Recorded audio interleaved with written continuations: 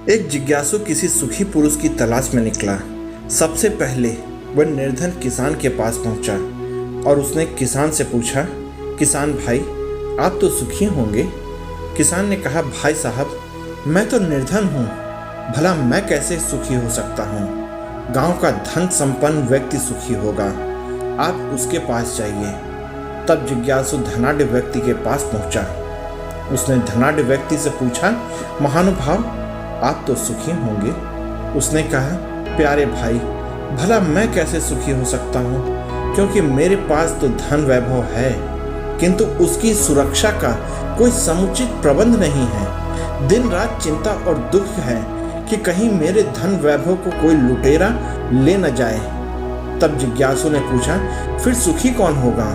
उसने कहा, आप राजा के पास जाइए, वह सुखी होगा, उसके पास तो सेना है।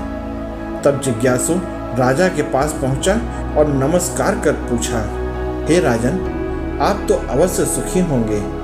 राजा ने कहा, यह भाग्य की कैसी विडंबना है कि प्रभु ने बहुतों को तो भोग पदार्थ दिए ही नहीं, तो वो उनका अभाव में दुखी हैं, किंतु मेरे पास सब कुछ रहते हुए भी मैं उसका उपभोग नहीं कर सकता, क्योंकि वैद्यों ने कहा कि आप बहुत सारे रोगों से ग्रस्त हैं, जिसके लिए आपको इन सारे भोग पदार्थों का त्यागना होगा, नहीं तो बीमारी और बढ़ जाएगी। इसलिए मैं भी बहुत दुखी हूँ। राजा ने फिर कहा, इस धरातल में कोई भी व्यक्ति सुखी नहीं होगा।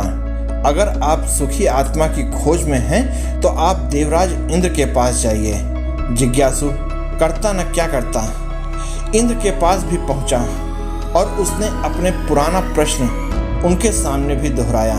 देवराज इंद्र ने कहा, भाई मेरे, मैं भी बहुत चिंतित और दुखी हूँ। जिज्ञासु ने विस्मयता से पूछा, आप और दुखी क्यों, कैसे? इंद्र ने कहा, मुझे एक ही चिंता दिन रात सताती रहती है कि कोई भजन अभ्यासी साधु भक्त महात्मा भजन सुमिरन कर मेरे इंद्रासन को छीन न ले, अतः मैं भी दुखी हूँ। जिज्ञासु ने कहा, जब इतनी भोग सामग्री पाकर आप भी दुखी हैं तो इस संसार में सुखी कौन होगा? इंद्र ने कहा, आप ब्रह्मा जी के पास जाइए, शायद वो सुखी होंगे। जिज्ञासु ब्रह्मा जी के पास पहुंचा और उन्हें प्रणाम कर पूछा, पितामह, आप तो सुखी और निश्चित होंगे।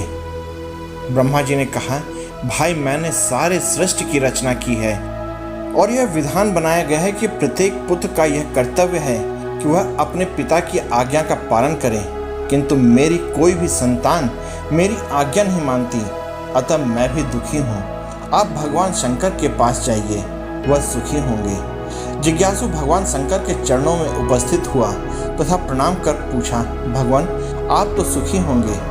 शंकर जी ने कहा, वत्स, मेरे घर में बड़ी समस्या है। मेरा पुत्र जब मेरे पास चूहे की सवारी पर आता है तो मेरे गले का नाग उसके चूहे को खाने भागता है और उसका चूहा बिल में घुस जाता है। तब अपनी सवारी के बिना गणेश दुखी हो जाता है और जब पुत्र दुखी हो जाता है तब पिता का दुखी होना स्वाभाविक है। और जब मेरा पुत्र कार्तिकेय मुझसे मिलने आता है तो अपनी सवारी मोर पर बैठकर आता है। उसका मोर मेरे नाक को खाने बढ़ता है और मेरे गले का नाग भागकर बिल में घुस जाता है। तब मैं अपने गले की माला नाग के बिना दुखी हो जाता हूँ। और जब पिता दुखी हो जाता है तो स्वभावतः पुत्र भी दुखी हो जाता है। मेरी कुटिया एक है, झोपड़ी भी छोटी है, मेरा वाहन बैल और मेरी अर्धांगिनी पार्वती का वाहन शेर है। अब उस छोटी सी कुटिया में बैल और शेर को कैसे रखा जाए, क्योंकि शेर का आहार बैल है। पार्वती का शेर दहाड़ता है और मेरा बैल खूंटा उखाड़ कर भाग जाता है। अतः हमारे घर में बड़ी समस्या है।